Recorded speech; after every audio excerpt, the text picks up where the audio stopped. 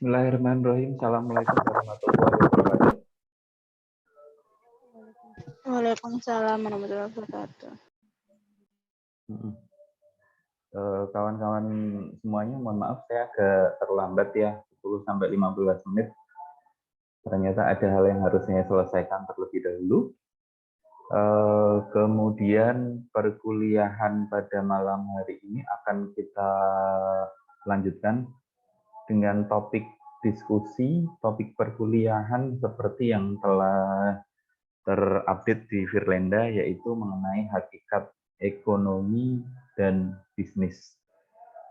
Hakikat ekonomi dan bisnis ini perlu kita diskusikan bersama, mengingat sebelum masuk ke ranah etika, itu kita harus mengetahui terlebih dahulu hakikatnya itu bagaimana sih ekonomi dan bisnis ini. Sebelum dilanjutkan, perlu saya sampaikan terkait dengan perkuliahan, absensi nanti menggunakan Google Form, atau mungkin sekarang saya share dulu linknya. Instruksi absennya nanti akan saya sampaikan, atau mungkin sembari saya tulis. Absennya yang jelas pengisiannya menggunakan huruf kapital. Huruf kapital itu huruf besar.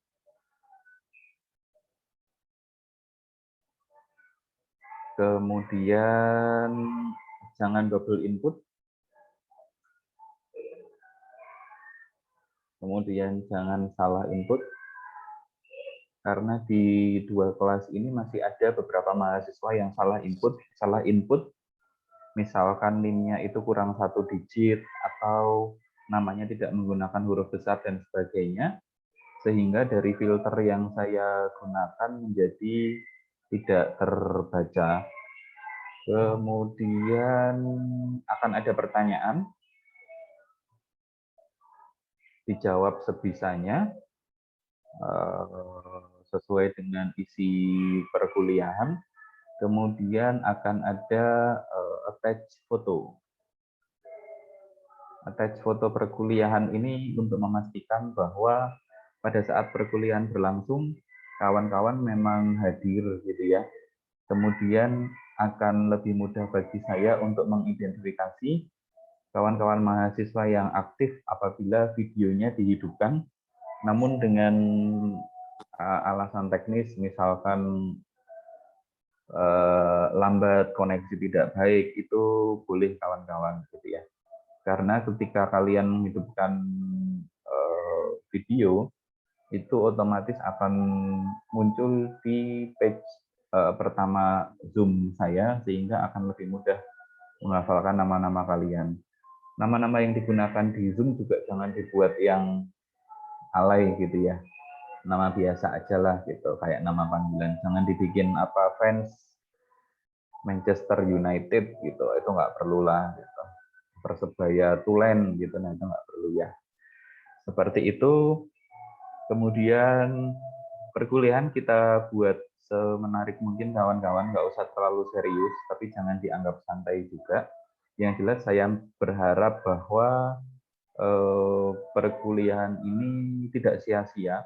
Artinya walaupun hanya sedikit bagian yang bisa kalian ingat, setidaknya jangan dilupakan semuanya gitu ya. Tetap ada bagian yang harus kawan-kawan semua ingat. Oke. Melanjutkan pertemuan berikutnya, seperti yang sudah saya sampaikan tadi, mengenai hakikat ekonomi dan bisnis. Hakikat ekonomi dan bisnis ini memang harus dipahami, karena sebelum mengetahui hakikat ekonomi dan bisnis, itu etika tidak akan tercipta dengan baik. Nah, ekonomi sendiri berasal dari bahasa Yunani, yaitu oikonomia, yang berarti pengelolaan rumah. Artinya, dalam suatu rumah itu segala sesuatu terjadi, mulai dari makan, mulai dari aktivitas hiburan, mulai dari aktivitas bersih-bersih, entah itu membersihkan diri, membersihkan lingkungan, baju, dan seterusnya. Itu semuanya ada di rumah. Dan setiap aktivitas yang kita lakukan di rumah, itu pasti berhubungan dengan ekonomi, kawan-kawan. Misalkan seperti ini nih, ini sekarang saya udah di rumah, saya sedang melakukan perkuliahan. Perkuliahan ini menggunakan laptop, laptopnya bangkit karena ada listrik, listriknya ini saya bayar juga gitu. Dari listrik yang bayar ini tentunya menimbulkan aktivitas perekonomian. Misalkan saya mengerjakan sesuatu, saya di rumah, misalkan mencuci baju dan seterusnya, itu pasti ada aktivitas ekonomi di dalamnya. Mencuci baju, pakai deterjen, deterjennya beli, gitu ya, nggak bisa bikin sendiri. Semuanya pasti ada aktivitas-aktivitas ekonomi yang melekat di dalamnya, sehingga etika menjadi penting, dan etika tidak bisa dilepaskan begitu saja. Kemudian kebutuhan manusia yang tidak terbatas dihadapkan pada sumber daya yang terbatas. Manusia ini kan makhluk yang tidak pernah puas gitu ya. Udah dikasih satu minta dua, udah dikasih dua minta tiga, dan seterusnya. Sementara sumber daya yang digunakan untuk melayani manusia itu terbatas. Di bagian ini saya tampilkan SPBU, kemudian ada bensin-bensin gitu ya. Ini adalah salah satu contoh sumber daya yang mau tidak mau itu jumlahnya terbatas.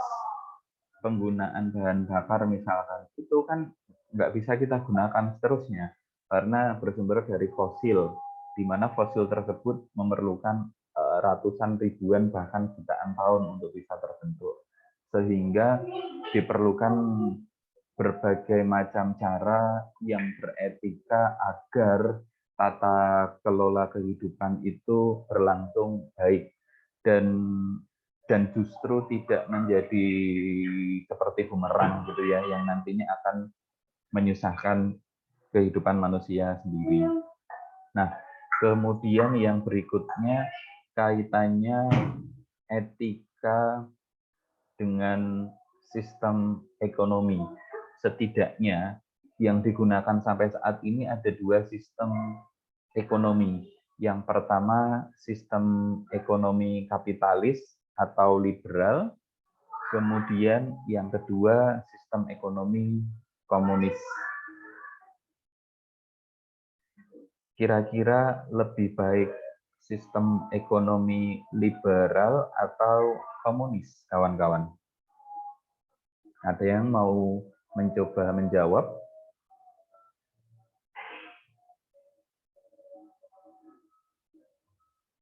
Mbak Siti Mukaromah, kira-kira lebih baik komunis atau sistem ekonomi komunis atau sistem ekonomi liberal? Sepertinya komunis, Pak. Oh, gitu ya. Oke. Nggak usah pakai alasan ya. Kita tebak-tebakan hadiah aja. Kemudian Mbak Ifrida.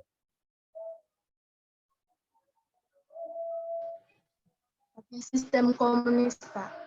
Oh, gitu. Oke. Cewek sudah Saya dua. Pak. Boleh. Siapa nih? Rike. Ya. Saya liberal. Kamu nggak ada videonya ya, Rike ya? Ada, Pak. Ada, barusan ya? Loh, hilang lagi videonya. Ya. Rike dan Nastito. Siapa Nastito?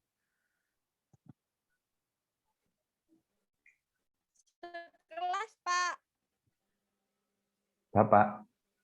Nama bapakmu kamu bawa-bawa kuliah? Loh, enggak, Pak, sekelas maksudnya. Oh, sekelas. Oke. Error, Pak, makanya join. Boleh.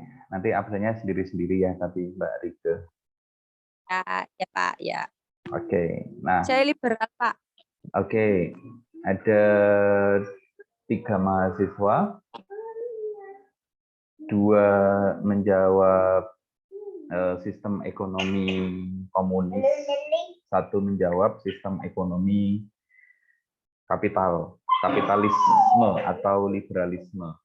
Sebenarnya keduanya tidak bisa dibilang lebih baik salah satunya, itu nggak bisa.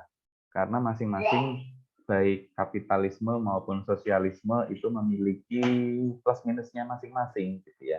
Nanti di belakang kita akan tahu. Lantas Indonesia condong menggunakan yang mana di antara kedua ini. Nah, saya kasih background tembok besar gitu ya di China, karena negara ini menganut sistem ekonomi komunis, di mana sistem yang digunakan adalah perataan kemakmuran masyarakat dan menghilangkan eksploitasi manusia terhadap manusia yang lain. Harusnya sih ini bagus gitu ya, harusnya sih ini bagus, tapi prinsipnya bagus banget gitu. Jadi komunis ini sama rata gitu. Kalau kaya ya jangan ada yang kayanya banget gitu, kaya-kaya yang lebay gitu ya, kaya-kaya yang super kaya itu jangan sampai ada. Tapi kalau ada yang miskin, itu juga jangan yang miskin-miskin banget gitu. Karena baiknya sistem komunis ini bisa menjaga antara kesenjangan yang ada. Namun sayangnya beberapa negara yang menerapkan sistem ini nggak baik-baik banget gitu, karena tetap aja ada yang miskin dan pemerataan itu nggak yang bisa dengan smooth dilaksanakan gitu. Jadi ya mungkin pelaksanaannya aja, tapi yang jelas dari sisi teori itu sistem ekonomi komunis itu baik juga gitu ya. China menganut sistem komunis tetapi lebih membuka diri terhadap perdagangan internasional dan mengakui kepemilikan pribadi. Jadi walaupun komunis, China ini termasuk yang terbuka, kayak campuran gitu ya. Sehingga China ini termasuk salah satu negara yang ekonominya relatif maju sih. Dan seperti yang kita ketahui bersama bahwa barang-barang dari Cina itu pasti ada di setiap rumah tangga di Indonesia ya. Di rumah kita gitu nggak akan mungkin nggak ada barang-barang Cina. Pasti ada gitu ya. Di dekat saya misalkan handphone gitu ya, walaupun nggak kelihatan ya. Nah, kelihatan, oh hilang lagi. Nah, ada handphone gitu ya. Walaupun handphone mungkin tidak dirilis secara langsung di Cina, tapi komponennya pasti banyak menggunakan komponen China. iPhone sekalipun juga banyak komponen Cina-nya. Kemudian yang berikutnya saya menggunakan latar Liberty. Konon katanya patung ini tidak lebih tinggi atau sebanding dengan patung yang ada di Surabaya ya, yang ada di Koarmatim. Negara-negara barat yang mendukung sistem ekonomi kapitalis lebih banyak berpengaruh di dunia dan memaksakan berlakunya perdagangan bebas. Ya harus diakui ya bahwa kiblat ekonomi dunia itu ya masih di Amerika sih gitu ya. Amerika itu menerapkan sistem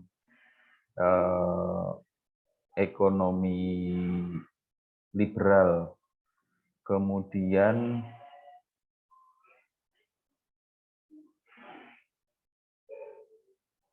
ini saya salah tulis deh. Oh ya, benar. Kapitalis ya. Liberal atau kapitalis. Tadi di awal saya bilang kapitalis, ini saya tulis. Tadi di awal saya bilang liberal, ini saya tulis kapitalis. Jadi kiblatnya memang lebih ke arah sana gitu, karena kemakmuran ekonomi itu lebih terjaga, kemudian asas moralitas dan ketuhanan itu terasa lebih baik gitu. Walaupun kedua sistem ini plus minus ya. Sejarah mencatat negara-negara barat melakukan penguasaan terhadap negara-negara Asia, Afrika, Amerika Latin. Kalau dibandingkan negara, jadi penjajah itu lebih banyak dari sini gitu, penjajah. Artinya negara-negara dengan sistem ekonomi liberal atau kapitalis itu lebih banyak menjajah. Ketika lebih banyak menjajah, itu sistem ekonominya pasti relatif lebih baik daripada negara-negara yang dijajah, gitu ya. Walaupun dari sisi sumber daya, berbagai macam sumber daya, misalkan sumber daya alam itu pasti negara yang dijajah lebih baik. Kayak Indonesia itu kan punya rempah-rempah yang luar biasa, sehingga Indonesia termasuk negara yang dijajah. Kemudian pertanyaan berikutnya, lantas bangsa ini menggunakan sistem ekonomi apa, begitu ya? Belajar dari sejarah negara, sistem ekonomi di Indonesia ini memang dibangun dengan berbagai macam paradigma atau sudut pandang, sehingga ditemukanlah sistem ekonomi mandiri yang dinamakan dengan sistem ekonomi Pancasila, yang dinamakan dengan sistem ekonomi Pancasila. Sistem ini mencoba memadukan hal positif dari sistem kapitalis dan sistem komunis.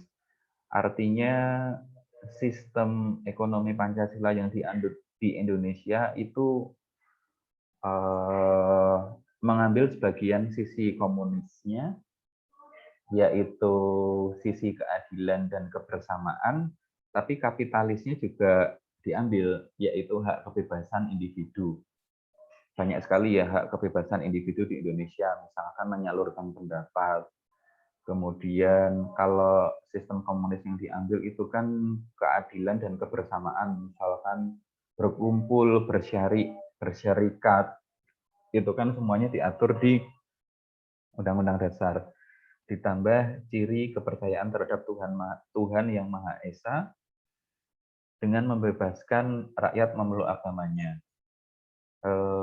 Walau demikian sama juga Indonesia beberapa kali mengalami krisis gitu ya, dan krisis yang paling berbahaya sebenarnya krisis multidimensi, karena krisis multidimensi ini dapat mengganggu berbagai macam sektor bisnis atau sektor ekonomi yang ada. Kemudian kayaknya sih ketika sudah menggunakan sistem ekonomi Pancasila, seharusnya itu negara ini baik, gitu ya. Harusnya negara ini berkembang dengan sangat pesat.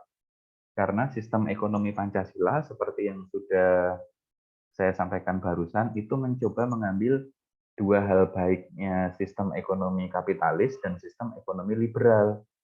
Baiknya dua sistem digabungkan menjadi satu, harusnya kan bagus banget gitu ya. Tapi ternyata faktanya enggak juga. Kita pernah krisis multidimensi, kita pernah krisis ekonomi gitu ya.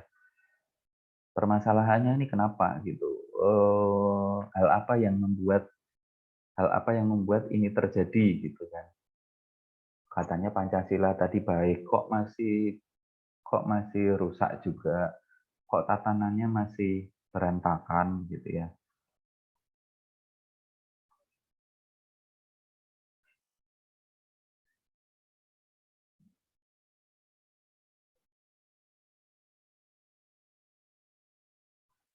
Tunggu dulu, kenapa nggak bisa di next?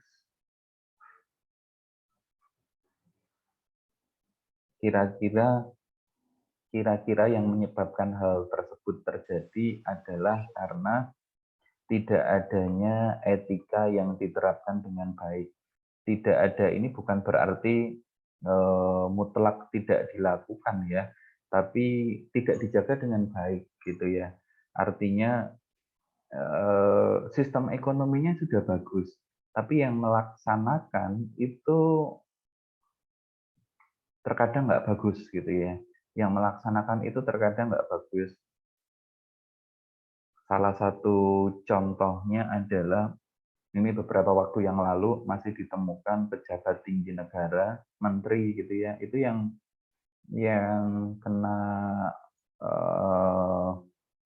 kena kasus korupsi. Artinya etika itu memang tidak bisa diberlakukan dengan baik gitu ya. Bahkan seperti slide yang saya tampilkan saat ini, walaupun Pancasila sudah menggabungkan, tapi tetap aja kesenjangan juga masih ada.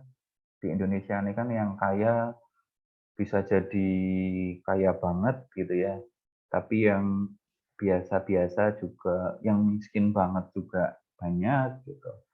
Artinya sebenarnya sistem ekonomi Pancasila belum bisa diterapkan secara menyeluruh gitu ya. Dari beberapa hal ini tadi bisa disimpulkan semua sistem ekonomi dapat memunculkan banyak persoalan. Persoalan tidak etis yang lebih banyak diakibatkan oleh individu dan pelaku aktivitas ekonomi, bukan karena sistem ekonomi yang dipilih. Kesimpulannya itu kawan-kawan. Jadi mau kapitalis, mau liberal, mau Pancasila, ya sama-sama baik gitu, nggak ada yang buruk gitu. Yang buruk adalah ketika manusianya, pelaksananya itu tidak bisa menjaga etika dengan baik. Dan ini nampak mudah ketika dibicarakan seperti ini gitu ya. Bisa jadi seperti yang saya share tadi, ini kejadian tahun 98 gitu ya, di mana Orde Lama mulai digulingkan dan Orde Baru mulai digulingkan dan muncul yang dinamakan dengan reformasi. Pada saat itu, mahasiswa-mahasiswa yang melaksanakan unjuk rasa atau demonstrasi itu memang idealismenya masih sangat bagus. Keluhan-keluhan yang disampaikan itu sangat kritis, tajam, gitu. Namun setelah mereka memimpin, ya sama aja gitu ya. Setelah mereka memimpin, kadang-kadang juga masih ada yang korupsi, ada yang tidak amanah, menjalankan tugas yang diemban dan seterusnya. Artinya sekali lagi sistemnya sih nggak salah gitu ya, tapi terkadang memang orang-orang yang melaksanakan itu yang kurang amanah. Nah, itulah yang akan ditekankan di perkuliahan ini. Bagaimana etika bisnis dan profesi itu memang sangat diperlukan dalam setiap aspek kehidupan. Itu terkait sistem ekonomi. Kemudian Mbak Belia manggil siapa ini? Yun gitu ya. Yin. Manggil temannya kali, dia mau jabri tapi ke everyone ya.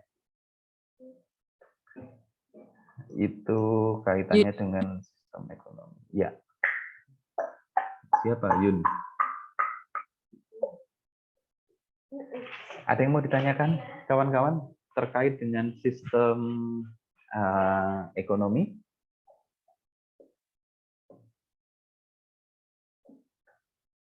Mbak Siti Mukaromah baik-baik aja ya, kok kayak lesu gitu.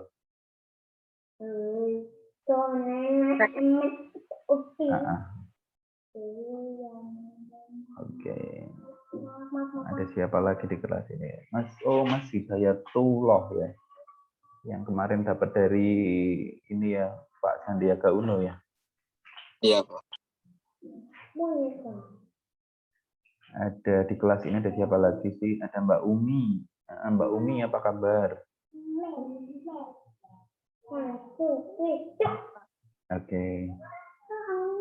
Sehat ya semuanya kawan-kawan? Iya, Pak. Alhamdulillah, Pak. Oke. Di kelas ini ada perkuliahan itu nggak sih? Offline ada nggak sih? Kuliah apa namanya? Ini kan daring, luring ya, kuliah luring, luar daring. Belum, Pak. Belum, Ya? Pak. Ternyata ada ya di kelas yang sudah luring. Saya tadi ngajar di kelas yang lain, ternyata sebagian sudah coba melakukan aktivitas di kelas gitu. Walaupun sebenarnya secara resmi sih sepertinya belum diizinkan. Kemudian